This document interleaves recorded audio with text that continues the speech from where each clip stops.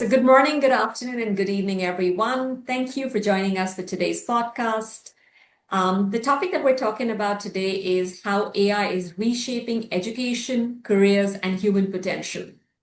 As much as all of us have a fatigue with the word AI, it's something which still interests all of us. And in today's series, we're going to bring together an audience which is a mix of global education leaders to explore the ideas and continue this as a dialogue. I'm delighted to welcome Dale, Head of AI Education from RMIT University, whose work sits at the intersection of innovation, education, and industry. Thank you, Dale, for joining us today.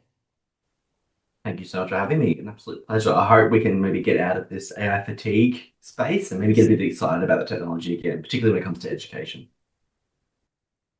Beautiful. So, Dale, AI seems to be dominating almost every education conversation today.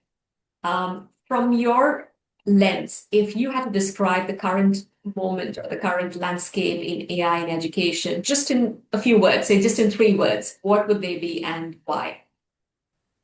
Ooh, it's rough to set 3 words, but I might go with normal, faster, and everywhere, which I think for us as AI is becoming quite a normal technology. It's ubiquitous and ambient. It's in our phones, it's in our Google searches, it's everywhere now. It's integrated into existing policy and a lot of times into practice rather than treated as a bit of an exception. And let's be honest, the speed and the spread of all of this is what makes this moment quite distinct, if you ask me. Lovely. I mean, I love the fact that you're saying normal because I think in the last couple of years, and I'm speaking from personal perspective, everybody has made AI something which is out of the norm, like which is coming. So I'm going to take that away. Normal is how it is. It's everywhere, and it's really great to know. AI is also changing learning, and you represent a leading university in Australia, and from the stakeholders of the community we have at IC3. There was a lot of discussion about AI making information instantly accessible because it takes probably a fraction of a second, like you said, when you were even explaining your 3 words. If information becomes abundant, what becomes truly valuable in education, in your view? Yeah, it's an interesting question. I think we have an entire library, an entire knowledge base with the entire internet available in our phones, in our pockets now. And if we don't know how to digest that, we can actually ask AI to make it into a song or a podcast, as some people are doing as well. So I think it's really important for us to understand how we actually live in that world, and by extension, how we learn in that particular world from the education lens, how we teach in that world where information is everywhere. And so what's important for us is the judgment piece. So the capacity to evaluate, to verify, to contextualize and decide all of this information, what's actually right, what's important right now, and what we actually need to use and act on. I will say all that really needs to be learned from a discipline lens. And so by that, I mean, you can't learn about verification and evaluation in a vacuum by itself. I think it'll be very boring. So attaching it to subject matter, so things like design, things like engineering, things like, I'll say, maths and coding, learning all those skills regarding judgment and critical thinking and even responsible and ethical approaches to using these technologies, doing that from a lens of discipline is still really important and critical. So you can't just learn these things by themselves.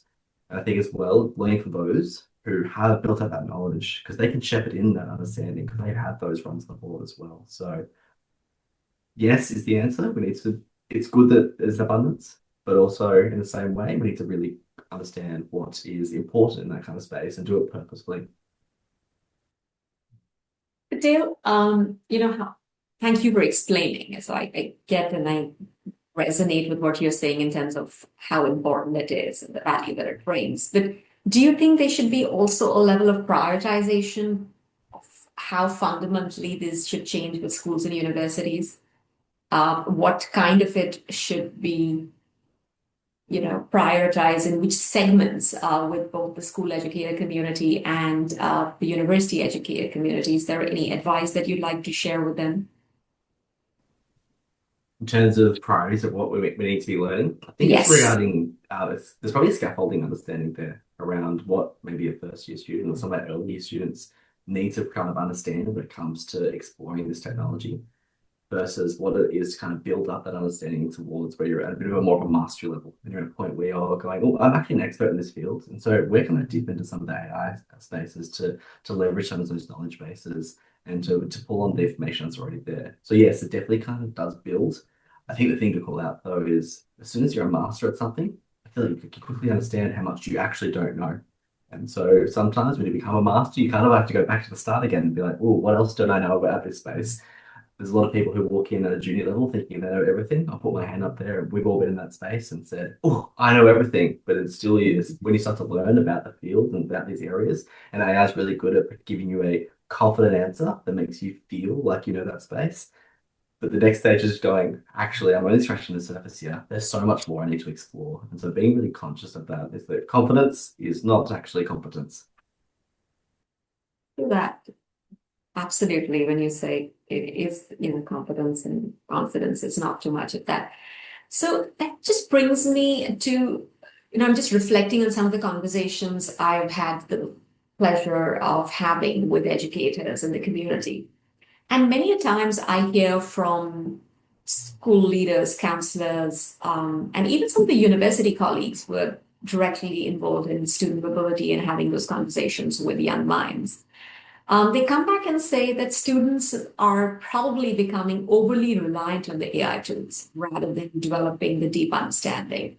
So, from a university's perspective, and you're an educator yourself, how do you think we should strike that balance between embracing the AI and preserve, like you said, alluded to a minute back about critical thinking, creativity, and curiosity?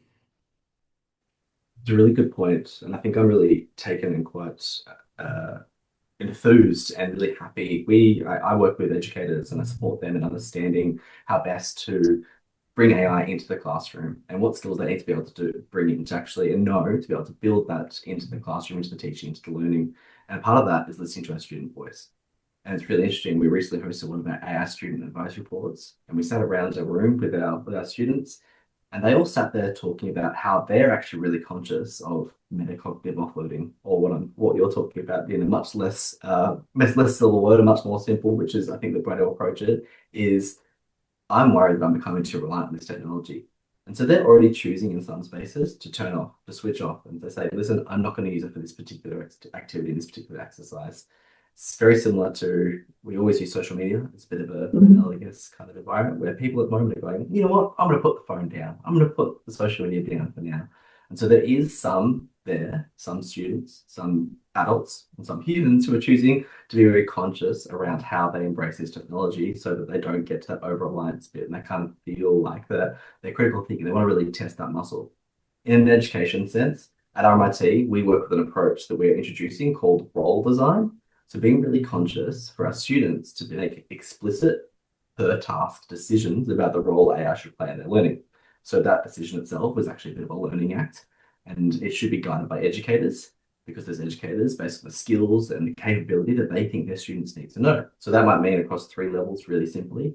Oh, in this particular learning activity, I want you to use AI as a thinking partner. They're kind of starting off that first draft, or when you're trying to get those ideas together. Or it might be a bit more broader, it might be AI as a co-creator. So using some of the tools to create videos and assets, whatever that kind of looks like. Or very much the simple ends, hey, maybe just use it as a preparation partner. So that really early level stage, when you're bringing that knowledge on board, maybe testing some of the things that you want to be able to do, some of the basic AI tools we know at the moment. But the main thing for us is bringing in that language and that shared understanding of, hey, I'm going to use AI for this thing right here versus I'm going to use it for absolutely everything. I think we need to be really honest about not giving it full access to our lives and to our learning and really being like, this is what I'm going to use it for. I'm really conscious of what I'm using it for, and I can name them, I can talk about that, and I can label that. And I think that really does. We've seen that already play out with our students and how they're playing with technology at the moment. It's complete sense the way you're explaining the whole segment, and it's like a complete cycle. But I was just reflecting when you were sharing that Dale, that when I was growing up, I'll just speak for myself, and that was obviously last few decades. I mean, I'd like to believe I'm a lifelong learner, but when I was growing up, which was a few decades back, We didn't have AI. Probably it was there, but it wasn't there where I studied. It's some part of the world, who knows, it might have been a concept. And at that time, we used textbooks and we were told, here's a question and you need to find the right answer. So we grew up in our early years, at least with high school education, where the right answer was imperative and it was really very important. And currently, the way we look at it is AI can find you an answer instantly, probably in a fraction of a second at times, if it's very basic, or it might take a few seconds. Do you think education now should focus more on asking better questions when we talk about, uh, being curious, being analytical? So it's about asking the right questions, then finding better answers. Because as much as we are very comfortable in our normal world with AI, we all use it for everything, probably in different areas or at different degrees. I think the important part is to be aware that it is input versus output. So when somebody says, oh, it's given me a brilliant answer to, or I'm not getting enough information, I'm confused, it is input versus output. Should we be focusing on asking better questions? Should we be focusing on really diving in deeper rather than looking at responses on a surface level? So we're probably going to get a bit philosophical here, but in short, yes. And I think that's a really beautiful way to kind of phrase a lot of this problem is, yes, we definitely should be asking better questions. And I think some of that is asking better questions, of course, of the tools, the technology, so that that output increases, it gets better. That's one thing. But also asking better questions of yourself. And that kind of reflective practice, which isn't always common right across a whole bunch of disciplines. And I don't know how much I always like to think that I like to sit down at the night time and perhaps journal and reflect on my day and some of those things. But it's not something that's common practice because life gets in the way. And so I think there is a bit of a skill that needs to be maybe built back in, or something that maybe needs to take time for us to build in some of those. Okay, well, why did I use that technology? Why am I asking this question? Why do I have this new information, etc., etc.? And unfortunately, why isn't the best question. So yes, I will definitely say 100% question formulation should maybe be a core capability, and it comes into that critical thinking, but also critical thinking of oneself as well. As I said, we're probably getting a bit philosophical here for an AI and education debate, but definitely one that it's all in the mix here of what we need to consider. Yeah. Perfect. I think, yeah, it's something which is going to stay. That kind of debate is definitely here for a bit. So the other thing that I'd really be keen to understand, and I'm sure the audience will be interested as well, is you said the word debate. So on that same lens, there is definitely a growing debate of which careers AI will transform and which human skills will become more valuable. And I'll be honest with you, Dale, I've asked this question to multiple stakeholders who work in the field, and I'm intrigued with some of the responses because there is so much depth in this response, more than what we see at a surface level, because you're professionals in the field. Looking ahead to, say, the next decade or the next 5 years, to most minimalistically, what capabilities do you believe today's students should intentionally develop that AI is unlikely to replace? I probably want to talk to all the people you've been speaking to because my crystal ball's broken here. I think for me, it's a very challenging prediction to make. I think Yeah. realistically, AI gains functionality across a huge range of disciplines and functionality every day. Let's put a timeline up real quickly. I think it was this time last year, one of Anthropic's model, one of the frontier labs, Opus 3.7, it was put in charge of running a vending machine. And we all laughed because it didn't do a really good job. It did a horrible job. It had mental breakdown, it lied, it went horribly.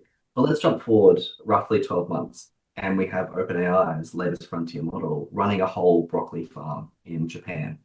So if you think about that 12-month period, things are moving in that fast way. We keep saying it's moving so fast, but let's go from a lying vending machine to running a broccoli farm. That is a bit of a gap. We can plot that on a graph. A much more simple version that I like to use and that some people in the education space may resonate with is that a lot of the AI tools, again, we'll say this time last year, if you were like, can you make me a PowerPoint deck? Everyone uses PowerPoints. We all like to use slides and do presentations, particularly the education space.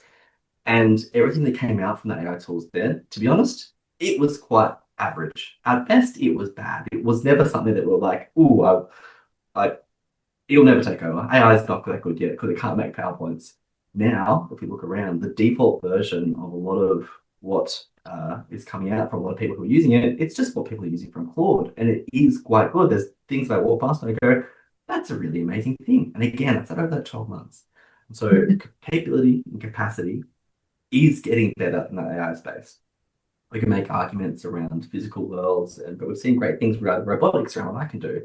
So I'm not trying to be doom and gloom here and that AI is going to take over everything. I'm more saying that I don't know in terms of what it can do. But what I will say for us as humans, the skills that should be prioritized for us, the one we're looking for, is adaptation, co-creation, and leadership with AI. So working with AI on really novel problems, shaping how it's used, I guess setting the standards that others should follow. So communication, those collaboration, those ethical reasoning, they all kind of compound in value because they will govern how that AI augmented work builds despite what it does. So even if it does get better and better in those spaces, there's still those really core and soft skills that are really, really valuable. Professor Sherman Young, who's the DVC of Education at RMIT, always says non-perishable skills. So the skills that won't go bad.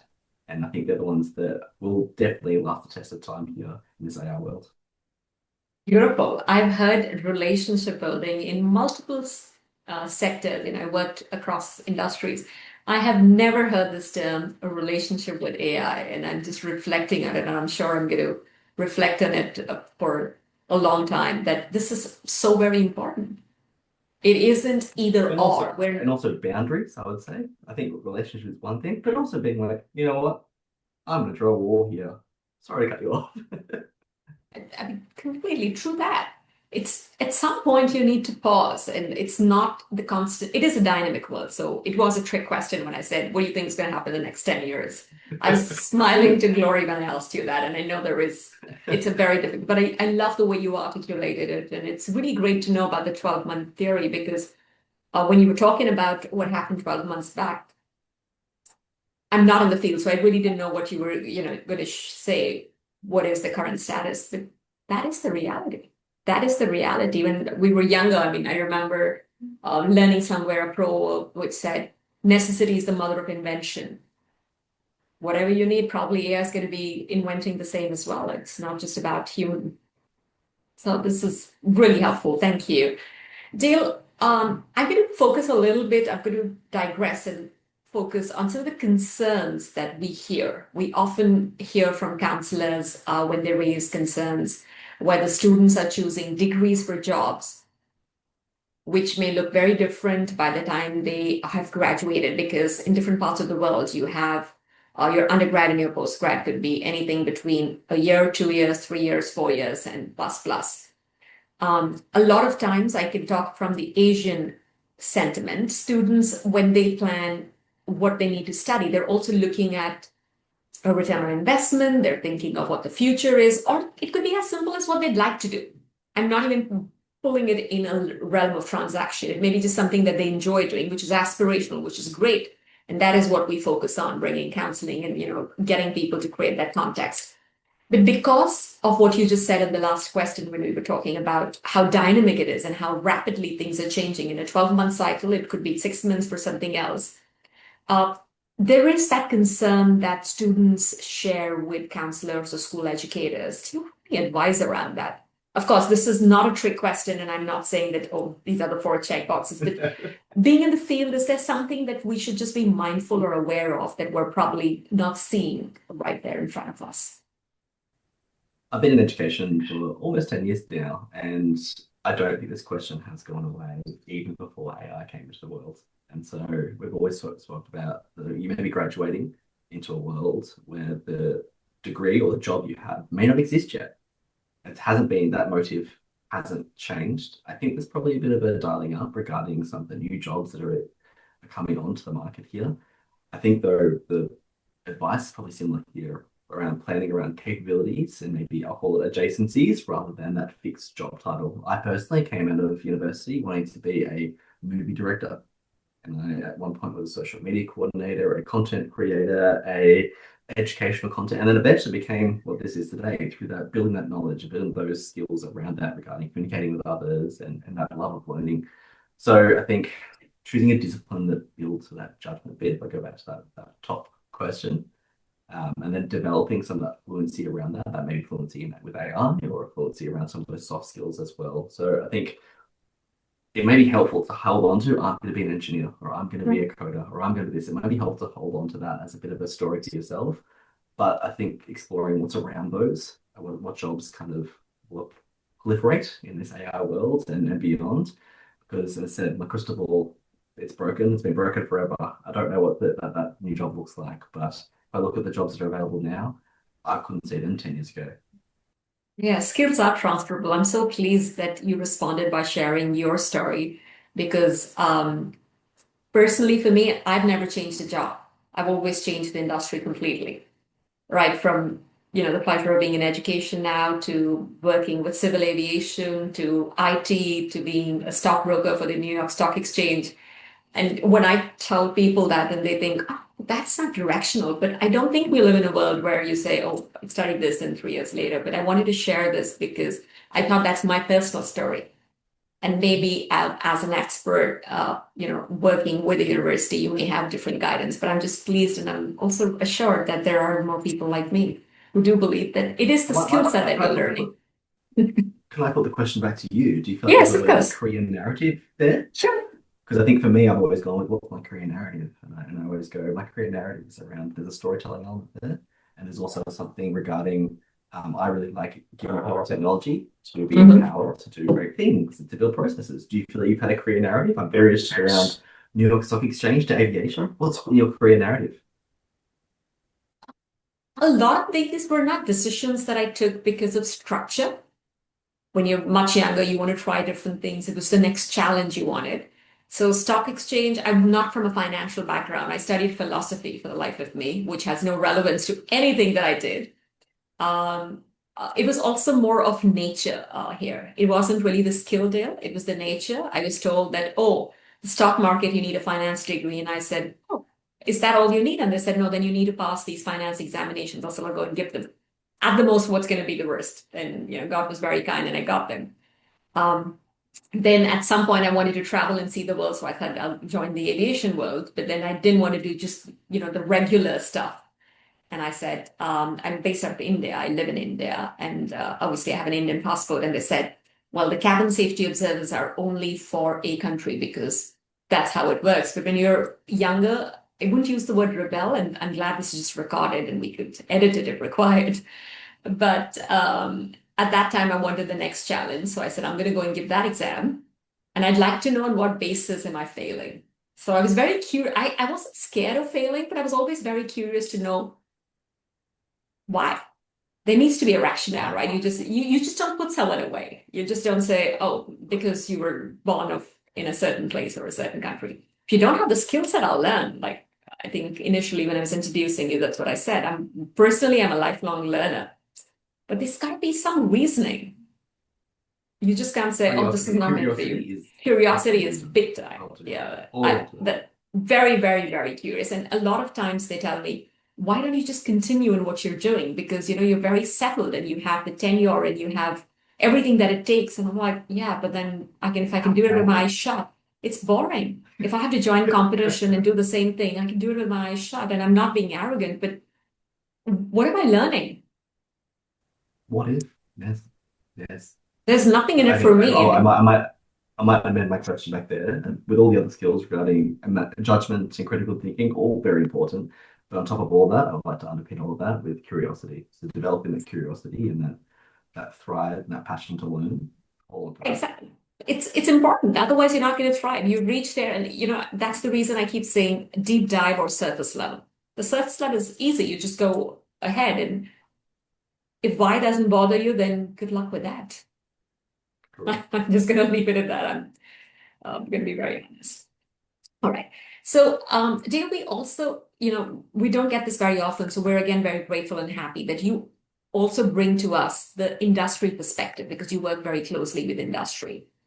From what you've been hearing from employers, how are the expectations of graduates changing because of AI? Are organizations currently that you're engaging with prioritizing technical AI knowledge, or are they increasingly looking at the values like adaptability, collaboration, ethical reasoning, communication, everything that you've been explaining to us.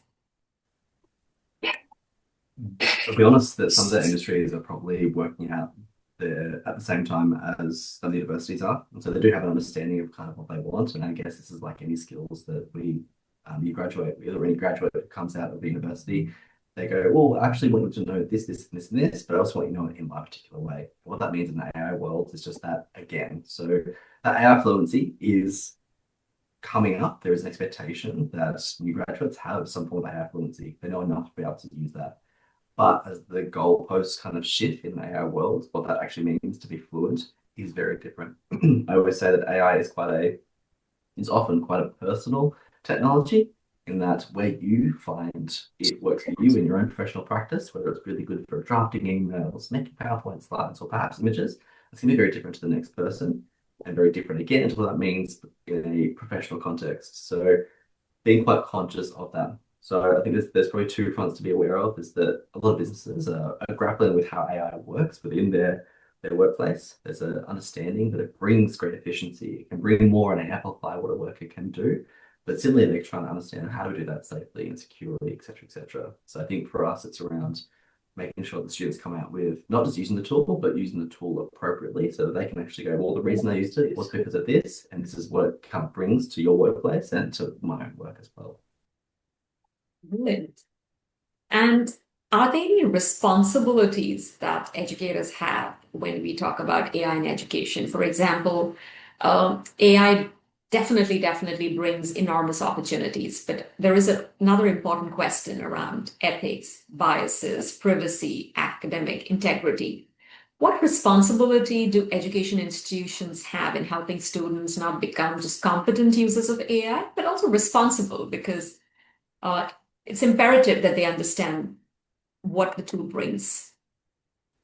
100%. And I think a lot of those I would say the more crunchy topics. They're always in the room when you talk about AI, as they should be. Things like the bias, things like water use and data use. I think everyone at the moment is having very visceral reactions to data centers.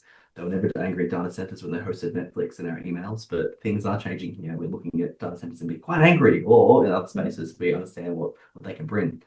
For us, from an education sense, I think it's being really purposeful around how it's used, which also means being transparent there. And that responsibility also comes with building competence and knowledge around AI use. And so I think if anyone spends long enough on any social media platform or even goes to a party, there might be a family member or someone who goes, I heard AI uses all this water and it's evil, it's taking everything from everyone. And he probably needs to question, what's the source? Where did that come from? How did you know that? Where did you find that out? And honestly, that person may have more information than you have. This information comes out more and more, and there's more of it rapidly spreading. But I think for us, it's the responsibility here is when you do press that button, when you enter that chat, when you generate that image, when you make that PowerPoint or get it to run a vending machine, being understanding of what biases are behind that, why it might make certain decisions, why different models make why different models, I'll take that one more time out of this, why different models make, stand by, why different models might make different decisions based on the jurisdiction which they've come from. And also, what is the energy use behind that? Is it the same as running a microwave for 10 seconds? And so if it is, maybe I don't need to use that chat for that one time. But I think it's just around that education piece. I think that's responsibility we have for our students and for our workforce to be really honest around, or really transparent and build that knowledge around exactly what is behind, not just the chatbot, but everything else that kind of gets to that point. I think, yeah, it's important. It's important for each one of us. I don't think the remit is limited to just students, but for each one of us, it's equally important. Dale, assessment is another area under intense discussion, and there is no conversation which is again going to be completed with an educator without the word of assessment. If AI can generate everything, whether it's essays, solve problems, and even write codes, how does assessment evolve in the next few years? Because yes, the support and for it to be everywhere and normal required is there. But what are your thoughts around how do you really assess the learning? I'm really glad you said assess the learning rather than let's look at the assessment, because I think that's probably where the big change is.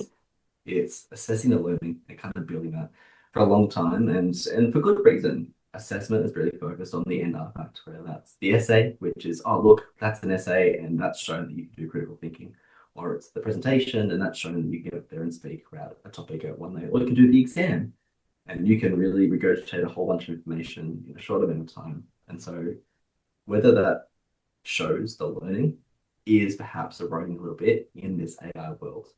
So I think that it shifts a little bit, and I know I'm about to say things that are really easy to say and incredibly hard to do. Because from an RIT perspective, from an RIT perspective, we spent the last few years focusing on authentic assessment. And so less about can you do the exam and more about, well, when you go to the workplace, you're probably going to be completing reports, we're going to be doing presentations, we're going to be doing other things that are within a workplace. I don't know how many times in a workplace you've done multiple choice quizzes. I personally haven't done too many of them in my work environment. That does seem to be a default of education. And again, there's reasons behind that. But for us at RMIT, we have focused on that authentic assessment. So what is a task that may be done within industry so that when students kind of graduate, they have that skill under their belt already. They can kind of talk about that. From a learning point of view, we are at a point now where even some of those authentic assessment tasks, of course, they can be replicated by AI. And so that question of assurance of learning is one that is being questioned around the integrity of what educational institutions are doing in that space. And so that's one we probably need to be conscious of. But I think for us being conscious of that is assessing the learning. What are the behaviors, what are the rituals that lead up to that artifact, rather than just focusing on learning. And again, I'll talk to that role design component.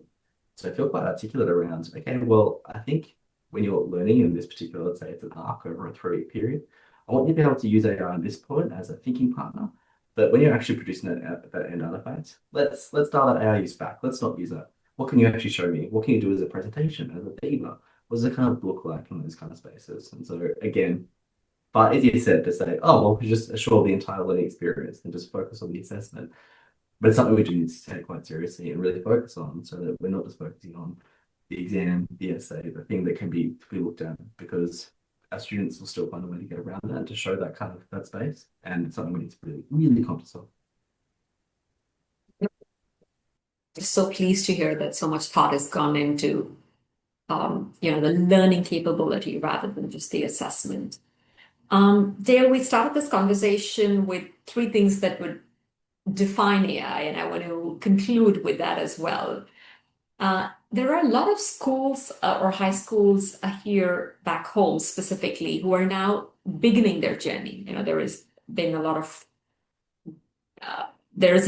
time where they've just delayed this whole AI learning capability or the importance, but now they're at the realm where they, like you said, it's normal, it's required, it's everywhere, and they're just beginning their journey. Again, if you had to give them 3 bits of advice, what would it be? I think the first one is probably set the position. So having a strong understanding around what your cohort, what your school, what your faculty, what your discipline, where they think AI should kind of play that role.